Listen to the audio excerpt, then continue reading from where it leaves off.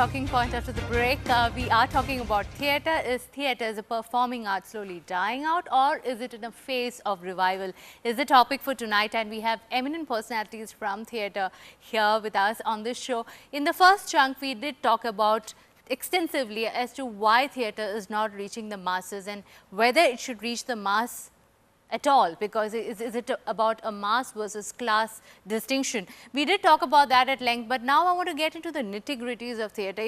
Now, our theatre form, the way you present a piece of art, a performing art, is a form so caught up in the experimental notions that it doesn't actually communicate to an average person who perhaps wouldn't understand the language of theatre? Our level അതോ commercial theatre അത്രയുമല്ല, എന്നാൽ തന്നെ easily communicable ആയിട്ടുള്ളൊരു ലാംഗ്വേജാണ് നമ്മളിപ്പോഴും express ചെയ്യുന്നത് നമ്മുടെ നാട്ടിൽ നടക്കുന്ന ഫോംസിൽ? ലാംഗ്വേജ് ഇല്ലാതെ അതിന് നമ്മൾ സംസാരിക്കുന്നതിന് ലാംഗ്വേജ് ഇല്ലേ, അതുപോലെ നമ്മൾ എഴുതുന്നതിന് നമുക്ക് പിന്നെ ആൽഫബറ്റ്സ് അറിഞ്ഞാൽ തന്നെയല്ലേ നമുക്ക് എഴുതാൻ പറ്റില്ല. അക്ഷരങ്ങൾ അറിയാൻ നമുക്ക് എഴുതാൻ പറ്റില്ലല്ലോ. അതുപോലെ തന്നെ നാടകത്തിന് ഒരു ലാംഗ്വേജ് ഉണ്ട്. ആ ലാംഗ്വേജ് മനസ്സിലാവുന്നേ വേണം. അത് മനസ്സിലാക്കി എടുക്കണമെങ്കിൽ do you need constant exposure? ഇല്ല, അതിൻ്റെ ആവശ്യമില്ല. ഇപ്പോൾ പാട്ട്, നമുക്ക് നല്ല പാട്ട് ആസ്വദിക്കാൻ വേണ്ടിയിട്ട് പാട്ടിനെ കുറിച്ചൊരു ഡീറ്റെയിൽ ആയിട്ട് പഠിക്കൊന്നും വേണ്ടല്ലോ, നല്ല പാട്ടാണെന്ന് അറിയാൻ വേണ്ടിയിട്ട്. അതുപോലെയാണ് നാടകം കാണുന്ന സമയത്ത് നല്ല നാടകമാണെന്ന് നമുക്കത് ആസ്വദിക്കാൻ വേണ്ടി അങ്ങനെയുള്ള ഡീറ്റെയിൽസ് ആവശ്യമില്ല. എനിക്ക് അങ്ങനെ ഇപ്പം കമ്മ്യൂണിക്കേഷൻ എന്ന് പറയുമ്പം ഏത് ഫോമിലായാലും അങ്ങനെ എല്ലാം ഒരാൾ ഉദ്ദേശിച്ച പോലെ കാവാലം സാറിന്റെ നാടകങ്ങളിലുള്ള തനതായ ശൈലി എന്നുള്ള ആ ഒരു ഫോമിനെ കുറിച്ച് എത്രത്തോളം ആൾക്കാർക്ക് അറിയാം? ആ ഒരു ശൈലി മനസ്സിലാക്കാനുള്ള ഒരു ഡെപ്ത് ഉണ്ടോ നമ്മൾ ഒരു ആവറേജ് ഓഡിയൻസിൽ? ചേച്ചി ഒന്ന് എനിക്ക് തോന്നുന്നു, അദ്ദേഹം ഡീറ്റെയിൽ ആയിട്ട് പറയുമായിരിക്കും കാവാലം തിയേറ്ററിനെ കുറിച്ചിട്ട്. പക്ഷെ എനിക്ക് തോന്നുന്നത് ഓരോരുത്തരും ഇപ്പം നാടകം കാണുന്ന സമയത്ത്, ഇപ്പൊ കാവാലം സാറിന്റെ നാടകം കാണുന്ന സമയത്ത് ഒരു സാധാരണ പ്രേക്ഷകൻ അവൻ മനസ്സിലാക്കുന്ന രീതിയിൽ മനസ്സിലാക്കിയാൽ മതി. ഓരോരുത്തരും ഇപ്പം കൂടുതൽ അതിനെക്കുറിച്ച് പഠിച്ച ഒരാൾ മനസ്സിലാക്കുന്നത് പോലെ ആവണമെന്നില്ല ഒരു സാധാരണ ഓഡിയൻസ് അതിനെ മനസ്സിലാക്കുന്നത്. എനിക്ക് കമ്മ്യൂണിക്കേഷൻ എന്ന് പറയുമ്പോൾ ഒറ്റ പാറ്റേൺ, ഒറ്റ വഴിയിലൂടെ ആയിരിക്കണം എന്നില്ല. ഇപ്പൊ ജ്യോതിഷം മനസ്സിലാക്കുന്ന പോലെ അല്ലായിരിക്കും എനിക്ക് കമ്മ്യൂണിക്കേറ്റ് ചെയ്യപ്പെടുന്നത്. അത് ഡിഫറെന്റ് ലെവലിൽ തന്നെ ആയിരിക്കും. തിയേറ്ററിന്റെ സാധ്യത എന്ന് പറഞ്ഞാൽ ഇപ്പോൾ ഞാൻ ഈ പറഞ്ഞ പോലെ യൂറോപ്പിലൊക്കെ നാടകം വളരെ ഈ സിനിമ ഉള്ളപ്പോഴും നിൽക്കുന്നു. എന്തുകൊണ്ട് നിൽക്കുന്നു എന്നുള്ളത് ബോംബെയിലും ഒക്കെ എന്തുകൊണ്ട് കേരളത്തിൽ നടക്കുന്നില്ല? അപ്പോൾ നമ്മൾ ആലോചിക്കേണ്ട അവിടെ എന്തുകൊണ്ട് നിന്നു, അവിടെ ഒരു കണ്ടിന്യൂറ്റി ഉണ്ട്. അതായത് ഗവൺമെൻറ്റിൻ്റെ സപ്പോർട്ടും ജനങ്ങളുടെ സപ്പോർട്ടും അതിൻ്റെ ഉത്തരവാദിത്വം ആർട്ടിസ്റ്റുകൾക്കും ഉണ്ട്. ഞങ്ങളെപ്പോലുള്ള നാടകക്കാർ ചെയ്യണം. ഞങ്ങളൊരു 18 വർഷം നിരന്തരമായിട്ട് നാടകം ചെയ്തിട്ടാണ് ഇപ്പോഴും ഫുൾ ഹൗസിൽ കളിക്കാൻ പറ്റുന്നത്. ഒരു 5 വർഷമായിട്ടാണ് കേന്ദ്ര ഗവൺമെൻറ്റിൻ്റെ സാലറി ഗ്രാൻഡ് കിട്ടുകയും ഇത് നമ്മൾ തന്നെ പ്രൂവ് ചെയ്യണം. ഞാൻ നേരത്തെ ശങ്കരപ്പിള്ള സാറൊക്കെ നമ്മുടെ നാടകക്കളരി പ്രസ്ഥാനത്തിൽ നിന്ന് സ്കൂൾ ഓഫ് ഡ്രാമ ഉണ്ടായെന്ന് പറഞ്ഞതുപോലെ ഈ പ്രവർത്തനം, പക്ഷെ ഇതിനെ എടുക്കേണ്ട ഈ ഞങ്ങളുടെ പ്രവർത്തനത്തെ ഏറ്റെടുക്കേണ്ട ഉത്തരവാദിത്വം ഈ സാധാരണ ജനങ്ങളെ എത്തിക്കേണ്ടത്, യങ്സ്റ്റേഴ്സിൻ്റെ ഇടയിൽ എത്തിക്കേണ്ടത്, സ്കൂളിലൊക്കെ നാടകം അവിടെ ഒരു പാഠ്യവിഷയത്തിൻ്റെ ഭാഗമായിട്ടൊക്കെ വരേണ്ടതൊക്കെ അത് ഗവൺമെൻറ് ഒരു പോളിസി ഉണ്ടാക്കുകയും ഈ നാടകത്തിന് ഫണ്ട് എല്ലാ ജില്ലയിലും ഓഡിറ്റോറിയം ഉണ്ടാക്കണം, അവിടെ ഈ നാടകങ്ങൾ കളിപ്പിക്കാനുള്ള സൗകര്യം. ഇങ്ങനെയൊക്കെയാണ് യൂറോപ്പിൽ വന്നതും. അങ്ങനെ ഈ കണ്ടിന്യൂസ് ആയിട്ട് നാടകം ചെയ്ത അത് ചെയ്യാനുള്ള ആൾക്കാരുണ്ട്. പക്ഷെ ആ കാര്യങ്ങൾ മുന്നിലോട്ട് എടുത്തില്ലെങ്കിൽ ഇന്ന് നാടകക്കാർ സ്ട്രഗിൾ ചെയ്ത് ചെയ്യുന്നതിന്റെ റിസൾട്ട് ഉണ്ടാവും. അല്ല, ഇപ്പൊ തന്നെ ഞാൻ ഈ ഇടയ്ക്ക് കേട്ട ഒരു ഡയലോഗാണ്. കാരണം ഒരു കുട്ടി ഡാൻസ് പഠിക്കുന്നു. ഇപ്പൊ ഡാൻസ് ഒക്കെ പഠിച്ചിട്ട് എന്താ കാര്യം? ഡാൻസും പാട്ടും ഒക്കെ പഠിച്ചിട്ട് എന്താ കാര്യം? റിയാലിറ്റി ഷോ വഴി വല്ല ഫെയിമോ പോപ്പുലാരിറ്റി കിട്ടി കാശ് ഉണ്ടാക്കുകയാണെങ്കിൽ അത് വേറെ, അല്ലെങ്കിൽ ഇതൊക്കെ പഠിച്ചിട്ട് എന്താ കാര്യം എന്നുള്ള ഒരു രീതിയിലാണ് നമ്മുടെ സമൂഹം മുന്നോട്ട് പോകുന്നത്. അപ്പോൾ തിയേറ്ററിന് ഇപ്പൊ ഡാൻസിനും പാട്ടിനും പോലും സ്ഥലമില്ലാത്തപ്പോൾ തിയേറ്ററിന് എവിടെ നിന്ന് സ്ഥലം വരും, സ്പേസ് വരും നമ്മുടെ കരിക്കുലം എന്നുള്ള ബിഗ് ഇഷ്യൂ ബൈ ഇറ്റ്സെൽഫ്. ഞാനൊന്ന് ആഡ് ചെയ്തോട്ടെ. ഞാനിപ്പോ ഈ സംഗീത അക്കാദമി കോമ്പറ്റീഷൻ ഉണ്ടായിരുന്നു. അപ്പം ഈ വരുന്ന നാടകങ്ങൾ, ഈ നാടകത്തിന്റെ ക്വാളിറ്റി അതൊക്കെ വിടുക. ഒരു നാടകം ചെയ്യണമെങ്കിൽ എത്രമാത്രം സ്ട്രെയിൻ ആണെന്ന് നമുക്ക് ഇവിടെ ഇരിക്കുന്ന എല്ലാവർക്കും അറിയാം. ഈ വരുന്ന അവർ എത്രയോ പാടുപെട്ട് വരുന്നുണ്ട്. പക്ഷേ ഇവർ പ്രൊവൈഡ് ചെയ്യുന്ന സ്ഥലം ഉണ്ടല്ലോ, ഗവൺമെന്റ് പ്രൊവൈഡ് ചെയ്യുന്ന സ്ഥലം എന്നാണ് ഒരു കല്യാണ മണ്ഡപമാണ്. ഒന്ന് ആലോചിച്ച്, നാടകത്തിന്റെ ഇടയ്ക്ക് സൗണ്ട് കട്ട് ചെയ്യപ്പെടുന്നു, ലൈറ്റ് ഇവർ ഫോക്കസ് ചെയ്ത പോലെ വരുന്നില്ല. എന്തിനാ ഇങ്ങനെ ഒരു കോമ്പറ്റീഷൻ നടത്താതിരിക്കുകയാണ് എന്നെക്കാളും നല്ലത്. അപ്പം പറഞ്ഞ് ഞാൻ ആഡ് ചെയ്യുവാണ്, ഒരു നാടകം കളിക്കാൻ തക്ക ഒരു സ്റ്റേജ് പോലും ഇല്ലാത്ത അവസ്ഥ അങ്ങനെയുള്ള പ്രശ്നങ്ങൾ അനുഭവിച്ചിട്ടില്ല. എന്നെ സംബന്ധിച്ചിടത്തോളം ഒരു ഡ്രാമ സ്കൂൾ വിദ്യാർത്ഥിനി എന്ന നിലയിൽ എനിക്ക് ഡ്രാമ മുഴുവൻ സമയ പ്രവർത്തകയായിട്ട് എനിക്ക് സർവൈവ് ചെയ്യാൻ ബുദ്ധിമുട്ടാണ്. പക്ഷെ അതിൽ നിൽക്കാം. പക്ഷേ നമുക്ക് ഇപ്പോഴത്തെ ഈ സമയത്ത് ഒരു നമുക്ക് ജീവിക്കാനുള്ള സസ്റ്റെയിൻ ചെയ്യാനുള്ള കുറേ കാര്യങ്ങൾ ഇന്ന് വേണം. അല്ലെങ്കിൽ ബുദ്ധിമുട്ടി നിൽക്കുകയാണെങ്കിലും പോലും അതിനൊരു ലെവലില്ലെങ്കിൽ നമ്മൾ മാനസികമായിട്ട് നമ്മൾ പ്രശ്നത്തിലായിരിക്കും. അതിനെ സപ്പോർട്ട് ചെയ്യാൻ ആൾക്കാരില്ലെങ്കിൽ, നമ്മളെ നിലനിർത്തിക്കൊണ്ട് പോകാനുള്ള ഇൻകം ഇല്ലെങ്കിലൊക്കെ മാനസികമായിട്ട് നമ്മൾ സമ്മർദ്ദത്തിലായിരിക്കും. അപ്പോൾ ഓരോ തവണയും ഇങ്ങനത്തെ കാര്യങ്ങളൊക്കെ വരുന്ന സമയത്ത് നമ്മൾക്ക് അതിനെ ഇവിടെ ബന്ധിപ്പിച്ചെടുത്താൻ എല്ലാ തരത്തിലുള്ള ഒരു ഇമോഷണലി അല്ലെങ്കിൽ ബാക്കിയുള്ള ഭൗതിക സാഹചര്യങ്ങളെല്ലാം ഉണ്ടെങ്കിൽ തീർച്ചയായിട്ടും വരും. Why do you think theatre is essential? It's a very basic question. Why do you think theatre is essential for the development of any person? Theatre എന്ന് പറയുന്നത് നമ്മളിപ്പോൾ കഥകളിയോ മറ്റു പെർഫോമൻസ് ഒക്കെ എടുത്താൽ അതൊരു സാച്ചുറേറ്റഡ് ഒരു കലാരൂപം, അത് അതിന്റെ ഒരു പീക്ക് പോയിന്റിൽ എത്തിക്കഴിഞ്ഞു. ഇനി കഥകളിയിലെ ഫോമിൽ അപ്പോൾ ഞാൻ പറഞ്ഞത് നാടകം എന്ന് പറയുന്നത് നാടകത്തിന് ഈ ഒരു തിയേറ്റർ തെറാപ്പി, ഈ പല തരത്തിൽ നാടകം പേഴ്സണാലിറ്റി ഡെവലപ്മെന്റിന് ഈ തരം theatre therapy physically mentally challenged ആയിട്ടുള്ളവർക്ക് തിയേറ്റർ തെറാപ്പി അത് അപ്ലൈ ചെയ്യാൻ പറ്റും. പിന്നെ ഒരു അധ്യാപകൻ what happens to you, Hima, when you take a play a role? Okay. What happens? What is the feeling you get? ഞാൻ അതാണ് പറയാൻ വന്നത്. അതായത് ഇപ്പോൾ ഒരു നമ്മളോട് റിലേറ്റ് ചെയ്യാൻ പറ്റുന്ന കുറേ കാര്യങ്ങളുണ്ട്. ഇപ്പോൾ ഒരു പേഴ്സൺ മാറി ഇപ്പോൾ കഥകളി ചെയ്യുമ്പോൾ അവർ പഠിപ്പിക്കുന്ന രീതിയിൽ നമുക്ക് ചെയ്യാം. അല്ല ഇപ്പോൾ തിയേറ്റർ ചെയ്യുമ്പോൾ നമ്മളുടെ ഇമോഷൻസ് അതിൽ, അല്ലെങ്കിൽ നമ്മൾ മാറി നിന്നിപ്പോൾ ഞാൻ ഇങ്ങനത്തെ ഒരു സാഹചര്യത്തിൽ ഒരിക്കലും പെടാൻ സാധ്യതയില്ലാത്തൊരു വ്യക്തി ഈ നാടകത്തിലൂടെ വേറെ ആൾ ആവുകയോ അല്ലെങ്കിൽ ആ മാനസികാവസ്ഥയിൽ എത്തുക ചെയ്യണം. അപ്പോൾ അതൊരു എക്സ്പീരിയൻസ് ആണ്. അതിലേക്ക് നമ്മുടെ പേഴ്സണാലിറ്റിയെ മാറ്റുക അല്ലെങ്കിൽ അതിലേക്ക് നമ്മുടെ ഇമോഷനെ കൊണ്ടുവരാവുന്ന വലിയൊരു പ്രോസസ്സാണ്. അപ്പോൾ അതിൽ കൂടെ കടന്നു പോകുമ്പോൾ നമുക്ക് സ്വാഭാവികമായിട്ട് നമുക്ക് പലതിനും ഫേസ് ചെയ്യേണ്ടി വരും, പല ഇമോഷൻ പ്രശ്നങ്ങൾ. അപ്പോൾ നമ്മുടെ personality also developing. All right. As a person, as a human being, you become more complete and more sensitive. അല്ലേ, ഒരു മനുഷ്യൻ എന്ന നിലയിൽ ഇച്ചിരി സെൻസിറ്റൈസ്ഡ് ആവുകയാണ് at a very basic level. സ്റ്റുഡൻസിന്റെ ഇടയിൽ ഇത് വേണം എന്ന് രവിചേട്ടൻ പറയുന്നതിന്റെ വേറൊരു കാര്യം കൂടിയുണ്ട്. ഒന്ന് വെച്ചാൽ തിയേറ്റർ വർക്കിലൂടെ പ്രത്യേകിച്ച് സ്റ്റുഡൻസിന്റെ ഇടയിൽ ഭയങ്കര ഇന്നർ ഡിസിപ്ലിൻ ഉണ്ടാക്കിയെടുക്കാൻ ഏറ്റവും പറ്റിയത് തിയേറ്ററാണ്. അപ്പം നമ്മൾ തന്നെ എത്ര മാറിയിട്ടുണ്ട്. നമ്മൾ നാടകത്തിന്റെ അത് ഭയങ്കര ഡെമോക്രാറ്റിക് ആയിട്ട് മാത്രമേ നിങ്ങൾക്ക് സ്റ്റേജിൽ വർക്ക് ചെയ്യാൻ പറ്റൂ. സ്റ്റേജിന്റെ പുറകിലും നിങ്ങൾക്ക് വർക്ക് ചെയ്യണമെങ്കിൽ നിങ്ങൾ ബേസിക് ഡെമോക്രസി അറിഞ്ഞിരിക്കണം. നിങ്ങൾക്ക് ഒരു കാര്യം പോലും ചെയ്യാനല്ലേ അങ്ങനെ നമുക്ക് പറ്റില്ല. നമുക്ക് സ്വന്തം ഇഷ്ടപ്രകാരം ഒന്നും ചെയ്യാൻ പറ്റില്ല.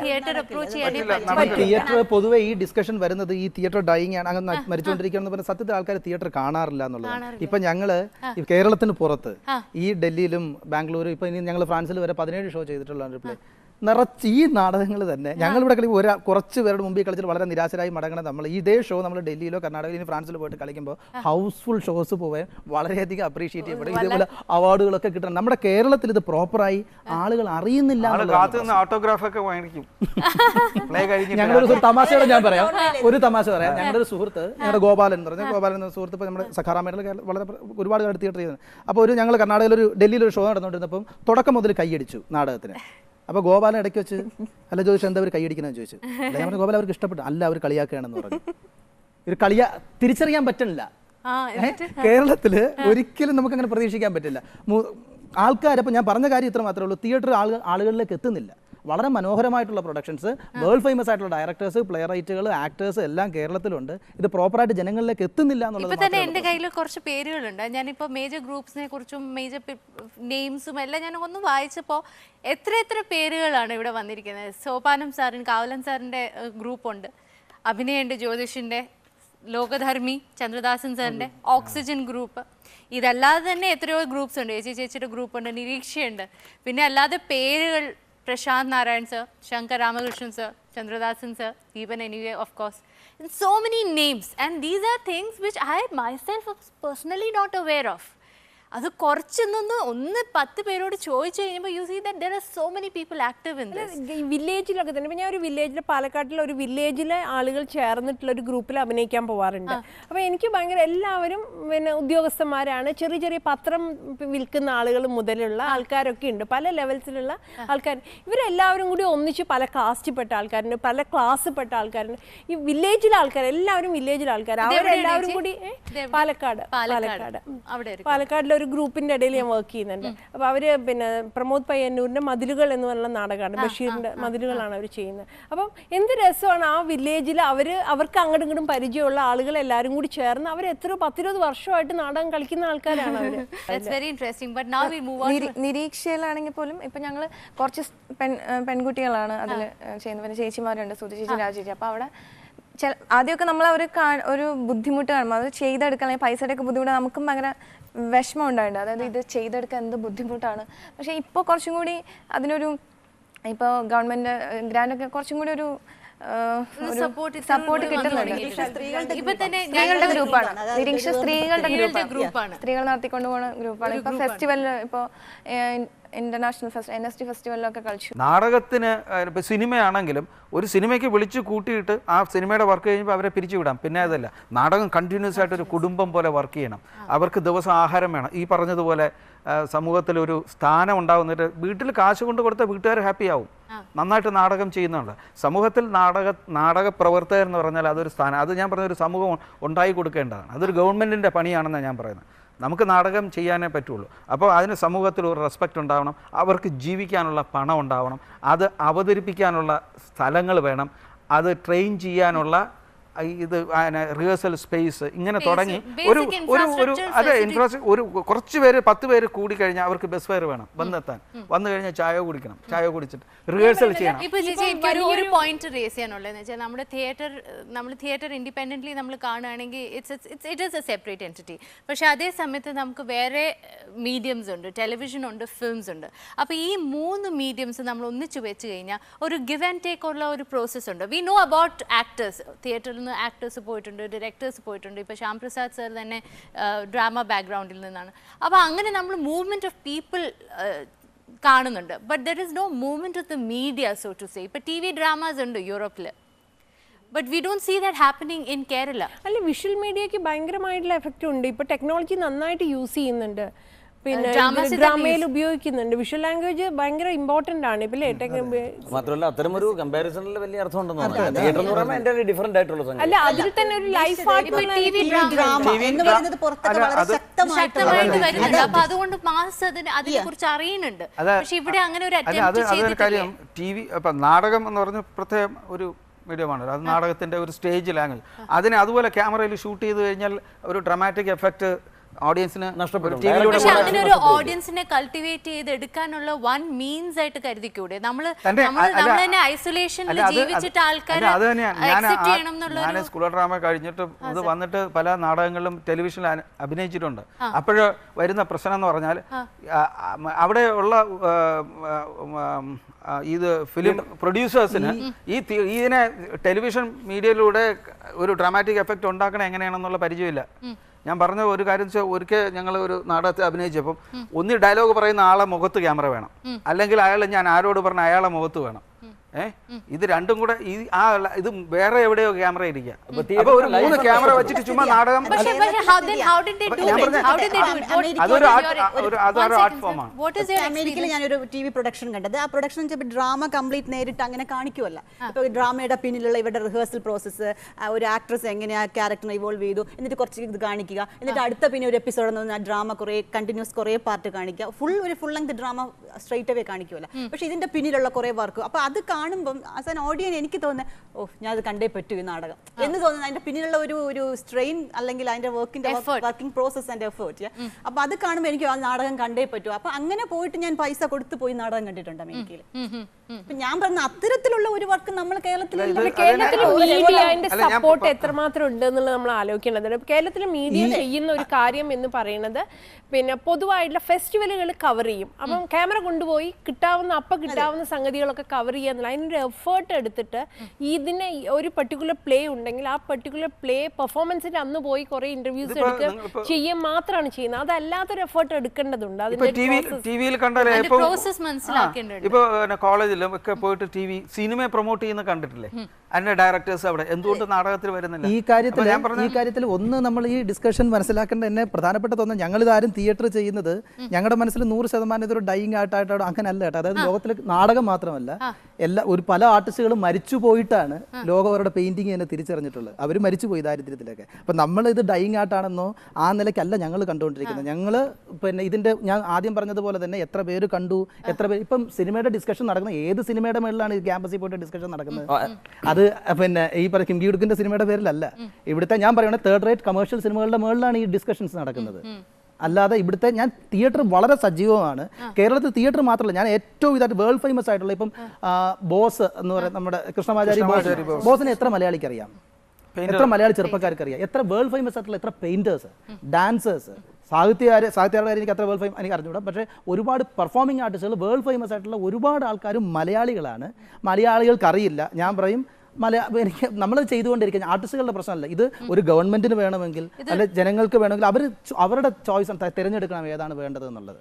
ഇപ്പം ഞാൻ ഇതിനു മുമ്പ് സംഗീത അക്കാദമി ഡൽഹിയിൽ വർക്ക് ചെയ്തിട്ടുണ്ട്. അപ്പോഴൊക്കെ എനിക്ക് തോന്നിയിട്ടുള്ളൊരു കാര്യം വെച്ചാൽ ആ പെർഫോമിംഗ് ആർട്ടിസ്റ്റുകൾക്ക് കൊടുക്കുന്ന ഒരു പേയ്മെൻ്റ് ഉണ്ടല്ലോ, നമുക്കൊക്കെ തരുന്ന പേയ്മെൻറ്റ്, അത് എപ്പോഴും ഭയങ്കരമായിട്ട് അങ്ങനെ ചെക്ക് ചെയ്തിട്ടാണ് തരുന്നത്. നേരെ മറിച്ച് ഒരു സിനിമക്കാരൻ വന്നു കഴിഞ്ഞാൽ കൊടുക്കുന്ന പേയ്മെൻറ്റ് എന്ന് പറഞ്ഞാൽ ഇതിൻ്റെ ഒരു 3 ഇരട്ടിയായിരിക്കും. നല്ല സിനിമക്കാർക്കല്ല, നല്ല സിനിമക്കാരും ആവണമെന്നില്ല, നല്ലതോ ചീത്ത നല്ല ആർട്ടിസ്റ്റ് ആവണമെന്നുമില്ല, അങ്ങനെ വേണമെങ്കിൽ പറയാം നമുക്ക്.